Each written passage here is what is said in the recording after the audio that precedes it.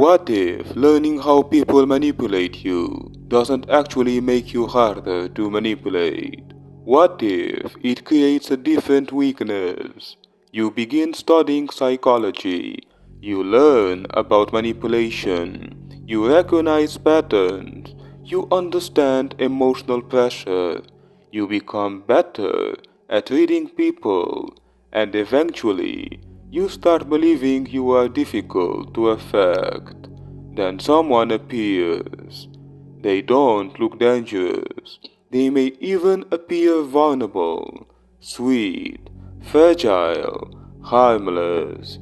But after interacting with them, something changes. Your peace disappears. You replay conversations. You analyze their words. You think about what they meant. And you want to understand what happened. And eventually, you want to strike back. Now, here's the uncomfortable question.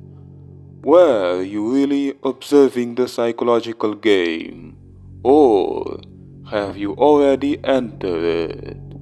A subscriber recently described an experience remarkably similar to this.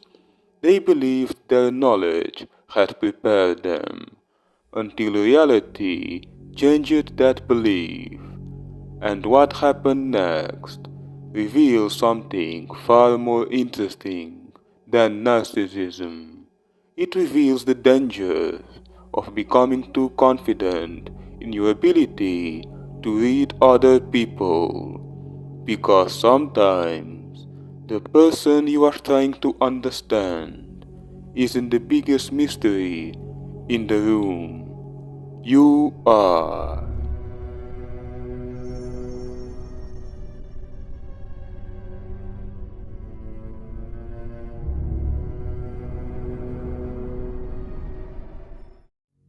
Chapter 1: The Confidence Trap. The subscriber described becoming confident through knowledge and experience, but then came an important qualification, sort of blind. That phrase matters, because knowledge can produce two completely different outcomes. It can make you more observant, or it can make you more certain, and those are not the same thing. The first says, I may be seeing something.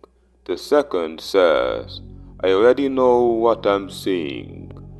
That difference is tiny until you are dealing with a complicated human being. You recognize a familiar pattern, you assign a label, you predict the next move, and suddenly your own theory becomes a filter.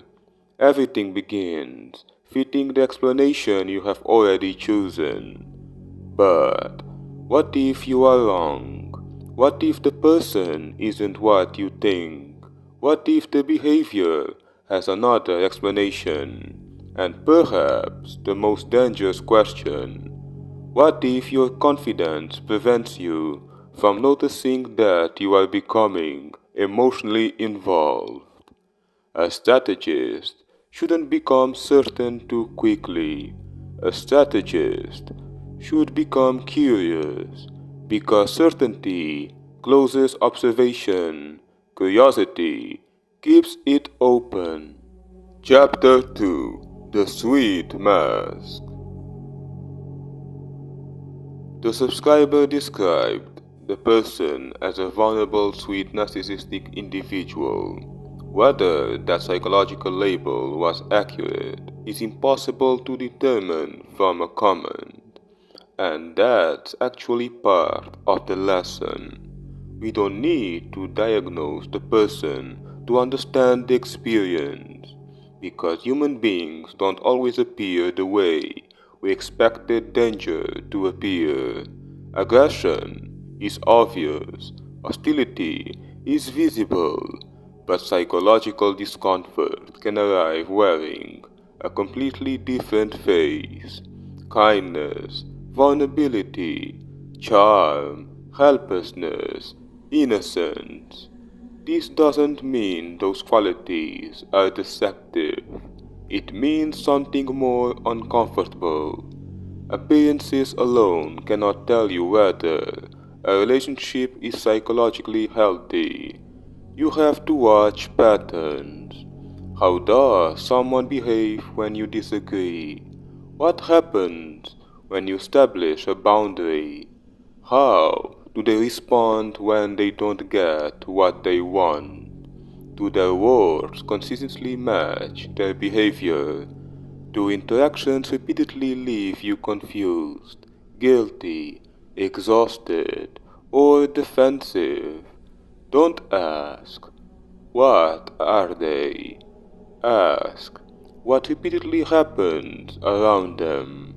Because labels describe people, patterns reveal dynamics, and dynamics are what affects you. Chapter 3. How does someone enter your peace? The subscriber asked a fascinating question. How can someone so negative know how to break another person's peace?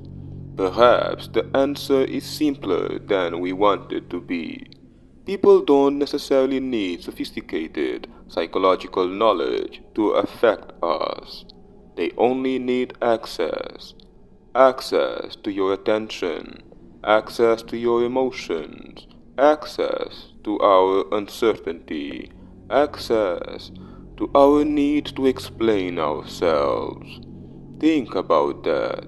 Someone says something, you respond. They respond again. You defend yourself. They interpret what you said. You explain further. They challenge the explanation.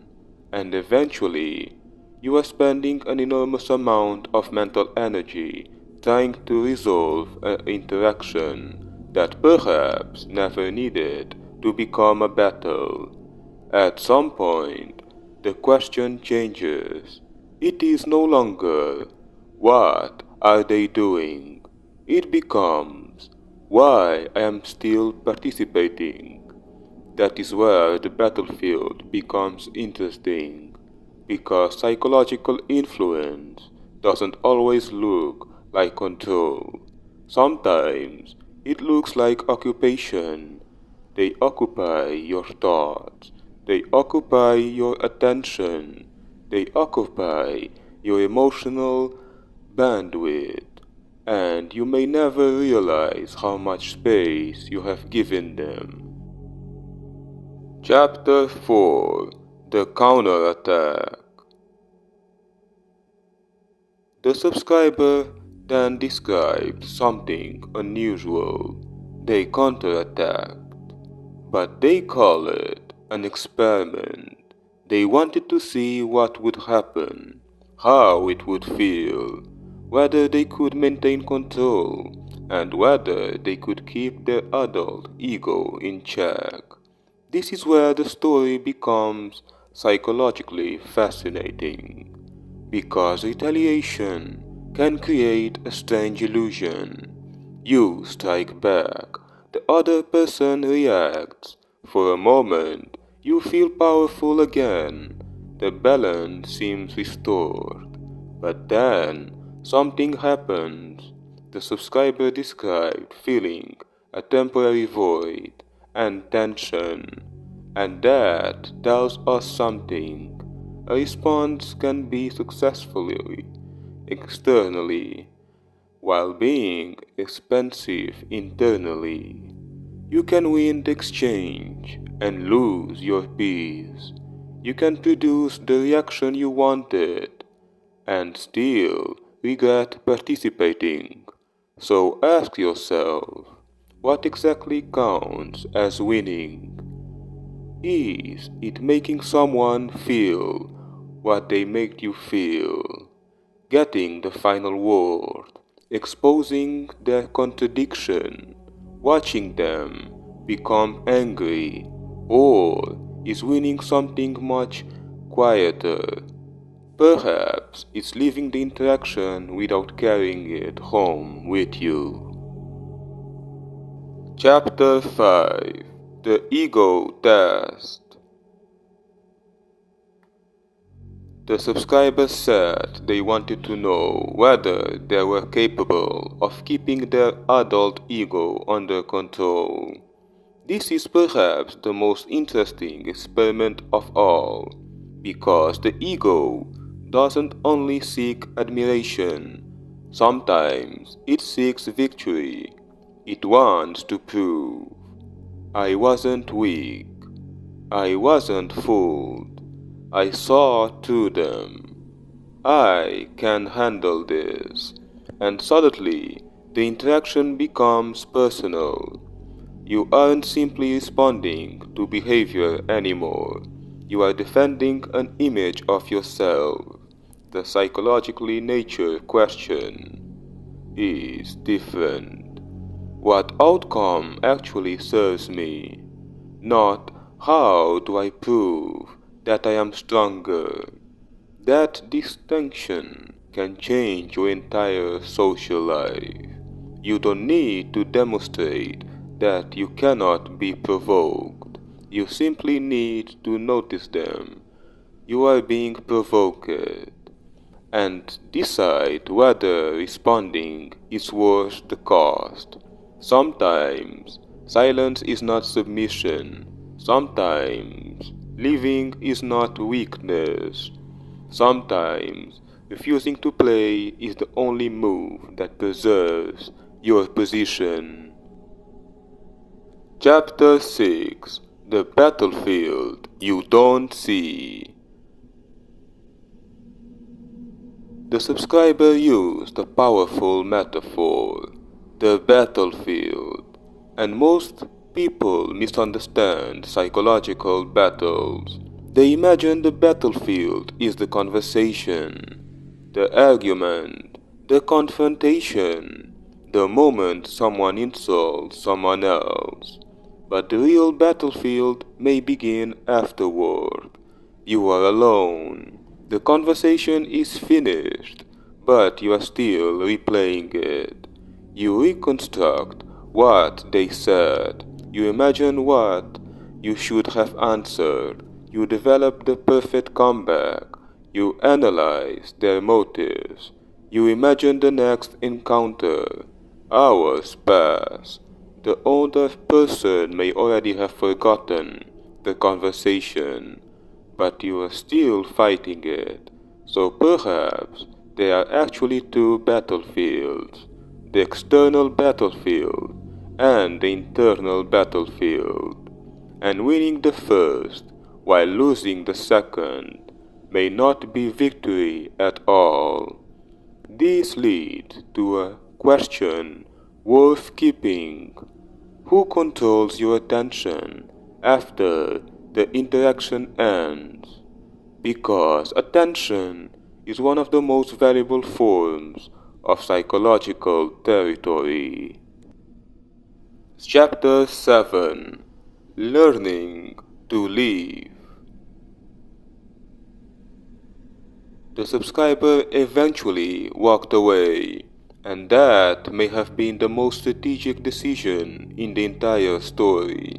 We spent enormous amount of time learning how to respond, how to defend ourselves, how to recognize manipulation, how to expose contradictions, how to counter pressure, but almost nobody studies the psychology of living. Living requires something confrontation doesn't always require. Acceptance. Acceptance that you may never receive an apology. Acceptance that someone may misunderstand you. Acceptance that you may never prove your point. Acceptance that the other person may believe they won. And most importantly, acceptance that you don't need to participate. A person who always fights may be brave. A person who always runs may be afraid. but a person who can calmly determine this interaction no longer serves me has developed something different, discernment. The highest form of social awareness may not be knowing how to win every psychological battle. It may be knowing which battles deserve your presence. Chapter 8: The Real Strategist. So, what should you take from this story? Perhaps not. Learn how to defend narcissists. That's too simple. Perhaps not. Become better at manipulating people. That's even simpler. Instead, learn to observe yourself with observing others. Notice when curiosity becomes obsession. Notice when confidence becomes certainty.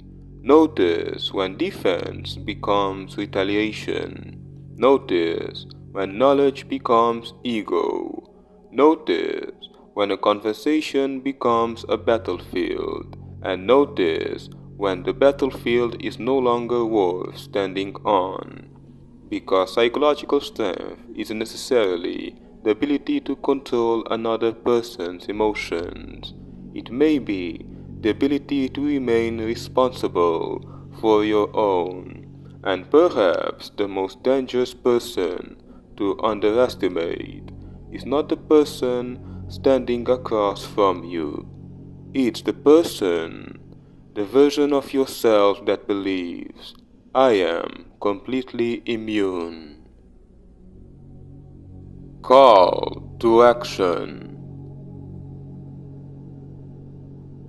So, the next time someone disturbs your peace, don't ask immediately, what are they doing to me?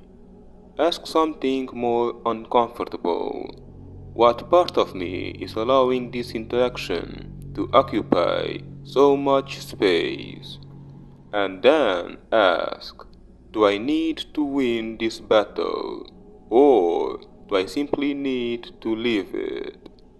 If this video made you question the way you handle psychological conflict, subscribe to Shadow Monarch, because here we don't simply study the masks of other people, we study the observer behind our own. Observe carefully, react slowly, and know when to leave the battlefield. Rule and conquer. Follow for more.